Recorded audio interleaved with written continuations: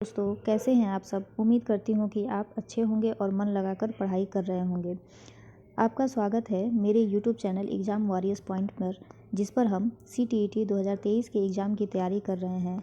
आज का topic NCERT पर्यावरण अध्ययन से संबंधित है, जिसमें हम कक्षा 4 के महत्वपूर्ण बिंदुओं को पढ़ेंगे और देखेंगे कि इसमें से कौन कौन से प्रश्न बन सकते हैं। इससे संबंधित प्रश्न भी हम वीडियो के अंत में हल करेंगे। तो चलिए दोस्तों, हम सेशन की शुरुआत करते हैं। पहले पाठ का नाम है चलो चले स्कूल। बांस से बना हुआ पुल। इस चित्र में आप देख रहे हैं कि कुछ बच्चे बांस से बने हुए पुल पर चढ़कर अपने विद्यालय जा रहे हैं। तो इसमें प्रश्न बनता है कि बांस से बने हुए पुल का प्रयोग किस राज्य में होता है। तो वह राज्य है असम। नीचे लिखा है हमारे यहाँ बारिश बहुत होती है, कभी कभी तो चारों तरफ घुटनों तक पानी भर जाता है, फिर भी हम स्कूल जाने से नहीं रुकते। एक हाथ में किताबें उठाते हैं और दूसरे हाथ में बांस को पकड़ते हैं। हम जल्दी जल्दी बांस और रस्सी से बने पुल को पार कर जाते हैं। तो बांस से बना हुआ पुल किस राज्य में प्रयोग होता है? असम में। नेक्स्ट है ट्राली। ट्राली, इसका उपयोग किस राज्य में होता है? लद्दाख में। इसमें लिखा है स्कूल पहुंचने के लिए हमें रोज़ नदी पार करनी होती है, खूब चौड़ी और गहरी नदी। नदी के पार जाती हुई मजबूत लोहे की रस्सी होती है। यह दोनों तरफ से भारी पत्थरों एवं पेड़ों से कसकर बंधी रहती है। ट्राली यानी एक लकड़ी से बना झूला पुली के मदद से इस रस्सी पर सरकती है। यानी जो ट्राली होती है वो एक पुली की मदद से इधर से उधर सरकती रहती है।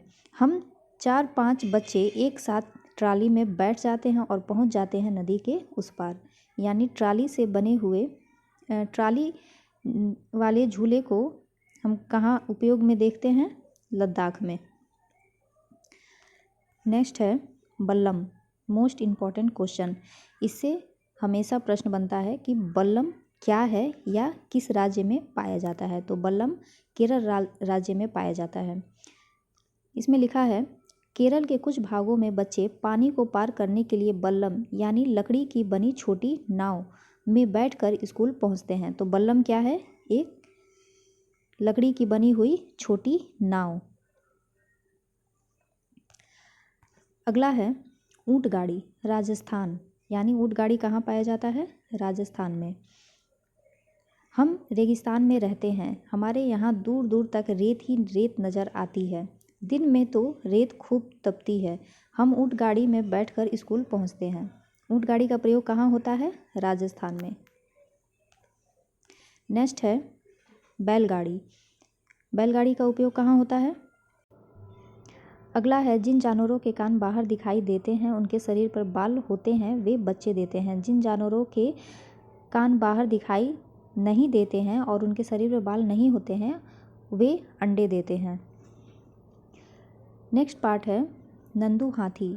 इस पार्ट में हम नंदू हाथी के बारे में पढ़ेंगे कि वो कैसे रहता है और उसके झुंड किस किस तरह के काम करते हैं या उसके झुंड का काम क्या क्या है।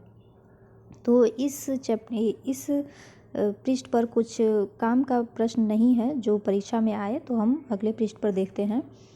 जंगल पहुंचते ही यह झुंड बिखर गया। यानी नंदू हाथी जिस झुंड में रहता है उस झुंड में कुछ हथनियाँ हैं जो झुंड में आती हैं और वो फिर आगे आकर बिखर जाती हैं। वे सभी अपने मनपसंद पत्तों और झाड़ियों को खाने लगते हैं। कुछ देर खाने के बाद सभी नदी की तरफ चलने लगे। सब बच्चे पानी में खेलने लगे। कुछ बड़ी हथनियाँ नदी के किनारे मिट्टी में लेट गईं। नीचे लिखा है क्या तुम जानते हो, एक बड़ा हाथी एक दिन में 100 किलोग्राम से ज़्यादा पत्ते और झाड़ियाँ खा लेता है। इसमें नंदू हाथी बोल रहा है कि क्या तुम जानते हो कि एक बड़ा हाथी जो होता है वो 100 किलोग्राम से ज़्यादा पत्ते और झाड़ियाँ खा लेता है। हाथी बहुत कम आराम करता है। यहाँ आगे लिखा है कि हाथी जो होता है वो बहुत कम आराम करता है। यह एक दिन में केवल 2 से 4 घंटे ही सोता है। हाथी को पानी और कीचड़ से खेलना बहुत पसंद होता है। इससे उसके शरीर को ठंडक मिलती है। इसका मतलब ये है कि हाथी जो है वो पानी या कीचड़ में इसलिए लौटते हैं क्योंकि इससे उनके शरीर को ठंडक मिलती है। वैसे उनके कान भी पंखे की तरह होते हैं। गर्मी लगने पर हाथी अपने कान को हिलाकर हवा करते हैं। तुमने पढ़ा कि नंदू हाथी अपने झुंड के साथ रहता है। हाथियों के झुंड में केवल हथनियाँ और बच्चे ही रहते हैं। झुंड की सबसे बुजुर्ग हथनी ही पूरे झुंड की नेता होती है। ये स्टेटमेंट आता है कि हाथियों के झुंड की सबसे बुजुर्ग हथनी होती है, वो उसके झुंड की नेता होती है। एक झुंड में 10 से 12 हथनियाँ और बच्चे होते हैं। हाथी 14 से 15 साल तक इस झुंड में रहते हैं, फिर वे झुंड छोड़कर अलग हो जाते हैं या अकेले रहने लगते हैं। नंदू भी जब 14-15 साल का हो जाएगा तो वह झुंड छोड़ देगा। तो चलिए दोस्तों, हम देखते हैं कि अब इस 1, 2, 3 पार्ट से संबंधित प्रश्न कैसे आते हैं परीक्षा में।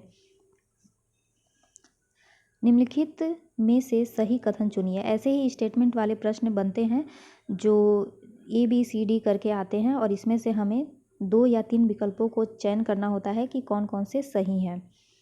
ए है, जिन जानवरों के बाहरी कान व शरीर पर बाल होते हैं वे बच्चे देते हैं। बी, जिन जानवरों के बाहरी कान या शरीर पर बाल नहीं होते वे अंडे देते हैं। सी, जिन जानवरों के बाहरी कान व शरीर पर बाल नहीं होते वे बच्चे देते हैं। डी, जिन जानवरों के बाहरी कान व शरीर पर बाल होते हैं वे अंडे देते हैं। इसमें आपको बताना है कि कौन सा ऑप्शन सही है। पहला ए और सी, दूसरा बी और डी, तीसरा बी और सी या चौथा ए और बी। तो हम यहाँ देखेंगे कि ए दिया है, जिन जानवरों के बाहरी कान व शरीर पर बाल होते हैं वे बच्चे देते हैं, ये सही बात है। बी है, जिन जानवरों के बाहरी कान व शरीर पर बाल नहीं होते हैं वे अंडे देते हैं, ये भी स्टेटमेंट सही है। तो हमारा सही स्टेटमेंट है ए और बी।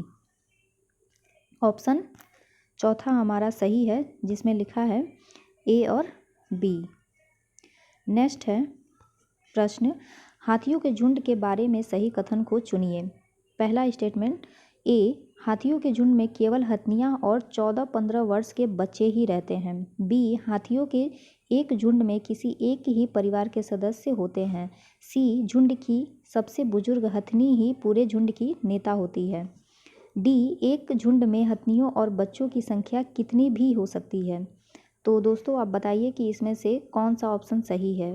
पहला सी तथा डी, दूसरा ए तथा बी, तीसरा ए तथा सी तथा चौथा बी तथा डी। इसमें से आपका सही स्टेटमेंट है ए और सी, ऑप्शन 3। जैसा कि इसमें लिखा है ए, हाथियों के झुंड में केवल हथनियाँ और 14-15 वर्ष के बच्चे ही होते हैं, तो ये बिल्कुल सही है। इसमें सी लिखा है, झुंड की सबसे बुजुर्ग हथनी ही पूरे झुंड की नेता होती है, तो ये भी हमने पढ़ा कि झुंड की सबसे बुजुर्ग हथनी ही उस झुंड की नेता होती है। जबकि बी इसमें दिया है कि हाथियों के झुंड में किसी एक ही परिवार के सदस्य होते हैं, तो ये गलत है। इसमें कई परिवार के सदस्य होते हैं, लेकिन उसमें केवल हथनियाँ और 14-15 वर्ष तक के उनके बच्चे होते हैं। तो हमारा ए और सी सही है। नेक्स्ट प्रश्न है, निम्नलिखित में से सत्य कथन चुनिए। ये भी हाथियों वाले ही पार्ट से संबंधित है। पहला है, हाथी गदले पानी में खेलना पसंद करते हैं क्योंकि इससे उनके शरीर को ठंडक मिलती है। दूसरा दिया है, अधिकांश हाथी दिन में लगभग 10 घंटे आराम करना और सोना पसंद करते हैं। तीसरा, 3 महीने के हाथी के बच्चे का वजन 2 किलोग्राम होता है। चौथा, अधिकांश बड़े हाथी एक दिन में लगभग 100 किलोग्राम पत्ते और झाड़ियाँ खा लेते हैं। तो इसमें से कौन कौन सा स्टेटमेंट सही है ये हमें बताना है। तो हमने पढ़ा था कि हाथी गदले पानी में खेलना और पसंद करते हैं क्योंकि इससे इनके शरीर को ठंडक मिलती है, तो ए ऑप्शन सही है। फिर दूसरा दिया है, अधिकांश हाथी लगभग 10 घंटे आराम करते हैं या सोते हैं, तो ये गलत है। हमने पाठ में पढ़ा था कि एक हाथी एक दिन में बहुत कम सोता है, लगभग 2 से 4 घंटे, तो ये ऑप्शन गलत है। तीसरा है, 3 महीने के हाथी के बच्चे का वजन 2 किलोग्राम होता है, तो ये बिल्कुल सही है। चौथा है, अधिकांश बड़े हाथी एक दिन में लगभग 100 किलोग्राम पत्ते व झाड़ियाँ खा लेते हैं, तो ये भी बिल्कुल सही है। तो हमारा ऑप्शन 3 सही हुआ, जिसमें ए पहला, तीसरा और चौथा सही दिया है। इस प्रकार हमने इस पार्ट को अच्छे से समझा और इससे संबंधित प्रश्नों को भी हल किया, जिससे मुझे उम्मीद है कि आपको अच्छे से समझ में आया होगा कि CTET में EVS के प्रश्न कैसे आ सकते हैं NCERT की किताब से और इन प्रश्नों को हमें कैसे सॉल्व करना है। तो दोस्तों, आप इस चैनल को लाइक, सब्सक्राइब एंड शेयर ज़रूर कर दें और इसी प्रकार से हम अगली वीडियो में भी अपने इस पाठ को आगे पढ़ेंगे और देखेंगे कि उनसे किस प्रकार के प्रश्न बनेंगे। तब तक के लिए आपका धन्यवाद।